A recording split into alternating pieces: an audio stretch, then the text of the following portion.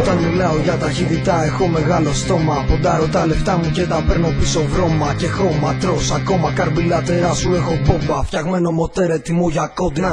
Όπως ο μαύρος αετός αλωνίων δίχως τα φώτα. Μηχανάκι που γαμά χωρίς καπότα. Κυλώντας πάνω στην άσφαλτο. Κάνω συχνά τον αντίπαλο να παίρνει πουλό.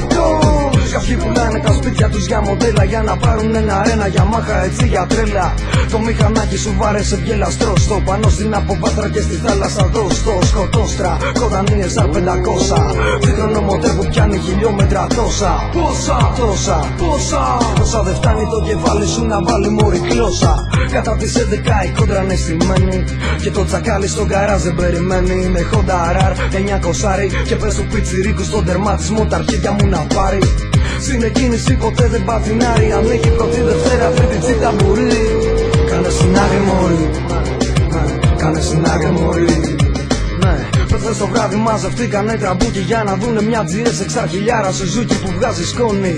Το πουλήσι το σηκώνει και όποιο μηχανάκι να από πίσω της νυχτώνει.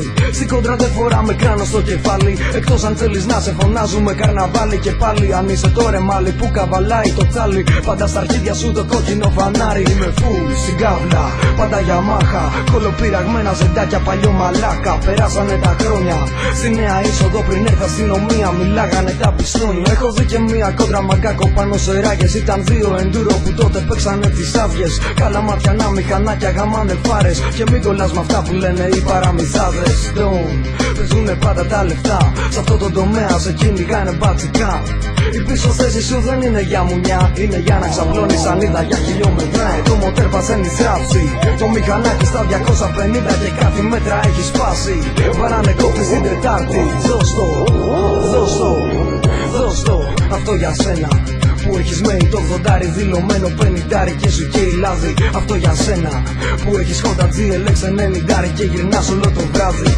Αυτό για σένα που θέλεις μια σαμουράι. Και αν έχεις και τα φράγκα τότε το όνειρο γαμάει. Αν δεν κατέχεις το μάμαλο τότε χέστα. Και τράβα να κάνεις μπουρδέλο τσάκα με τη Βέσπα. Κοίτα τι πέρασε μια μηχανή με νικελωμένη ζάντα που στο κέντρο είχε χ. Η πινακίδα ήταν καλαματιανή και έγραφα από κάτω ταχύτητα για ζωή.